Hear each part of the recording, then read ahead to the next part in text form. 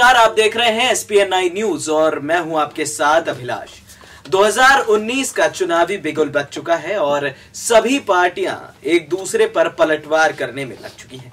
बीते रविवार जैसे ही इलेक्शन कमीशन ने ये ऐलान किया कि अब 7 चरणों में लोकसभा चुनाव होंगे, साथ ही आचार संहिता भी लागू हो गई और 7 चरणों में चुनाव के बाद 23 मई को यह पता चलेगा कि किसके सर सजेगा लोकसभा चुनावों में सत्ता बनाने का ताज।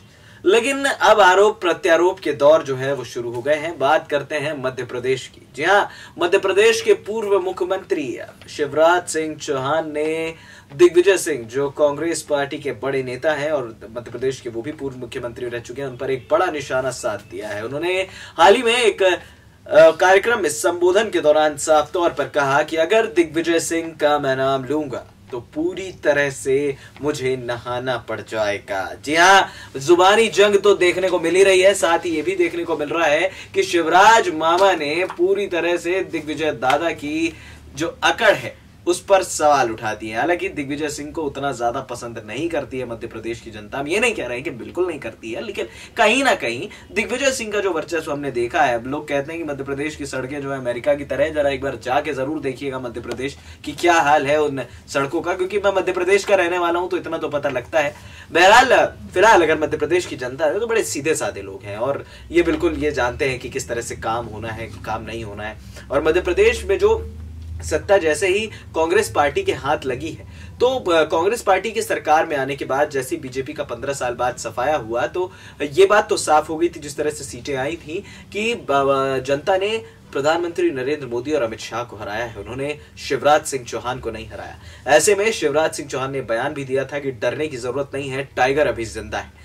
यानी कि टाइगर उर्फ शिवराज सिंह चौहान ने साधा तो है निशाना सीधे तौर पर दिग्विजय सिंह को। उन्होंने नाम नहीं लिया, उन्होंने सीधे बोला कि भैया मैं अगर नाम ले लूंगा तो मुझे जो है वो नहाना पड़ जाएगा। अब इतना बोलना क्या दिग्विजय सिंह को रास आएगा? अब कांग्रेस की तरफ से किस तरह की भाषणबाजी हो गई। वैसे भी कांग्रेस जो है इलेक्शन कमीशन पर हर दूसरे दिन पहुंच जा रही है कि भैया भारतीय जनता पार्टी पोस्टर इस्तेमाल कर रही है, हमारे बारे में ऐसी बातें हो रही है, हमारे बारे में वैसी बातें हो रही हैं। तो कहीं ना कहीं अब जो है सत्ता के गलियारों में सियासत की जो रोटी है, या फिर यूं कहें कि राजनीति की जो रोटी है, वो बड़ी शानदार तरीके से सेकी जा रही है। अब ये रोटी कैसे सीखेगी और क्या जलेगी या फिर फूलेगी, ये देखना दिलचस्प होने वाला है, क्योंकि कांग्रेस पार्टी की तरफ से भी अब बयान होगा। इस बार रैली होगी तो कमलनाथ भी दिग्विजय सिंह के साथ खड़े होंगे, ज्योतिरादित्य सिंधिया भी खड़े होंगे, तो बड़े नेता कांग्रेस के मध्य प्रदेश में भी हैं।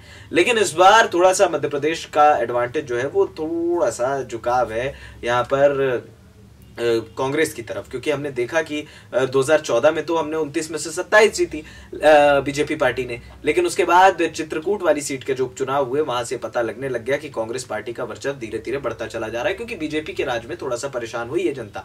नोटबंदी का मसला था, जीएसटी का मसला आपने थोप दिया, तो ये सारी चीजें शायद मध्य प्रदेश की जनता को रास नहीं आई। उन्होंने एक अपनी तरफ से एक बड़ा फैसला सुना दिया। अब सवाल ये उठता है कि क्या यहां पर भारतीय जनता पार्टी की हार होगी या फिर जीत होगी, क्योंकि अगर यहां पर हार हुई तो फिर भारतीय जनता पार्टी को बहुत कुछ सोचने की जरूरत है कि अगर मध्य प्रदेश की जनता नाराज हो गई, क्योंकि किसानों की कर्ज माफी की बात तो कह चुके हैं मौजूदा मुख्यमंत्री कमलनाथ, लेकिन कर्ज माफी बीजेपी के टाइम में नहीं हुई। और जो वोट बैंक जो बनाया था शिवराज सिंह चौहान ने, उन्होंने किसान के नाम पर बनाया था। हमेशा कहते थे कि मैं किसान का बेटा हूं और किसानों के पक्ष में ही बात करूंगा। तो कहीं ना कहीं अब ये चीजें जो हैं वो जाहिर तौर पर सामने आ गई हैं। अब देखना दिलचस्प होगा कि किस तरह से शिवराज सिंह चौहान और दिग्विजय सिंह की लड़ाई देखने को मिलती है। वैसे चुनावों का दौर तो शुरू हो चुका है, आरोप प्रत्यारोप का सिलसिला भी जारी है, लेकिन शुरुआत तो हो चुकी है। जहां एक तरफ उत्तर प्रदेश में घमासान जारी है, वहीं दूसरी तरफ मध्य प्रदेश में भी अब घमासान शुरू हो चुका है। राजस्थान और मध्य प्रदेश ये 2 बड़े राज्य जो है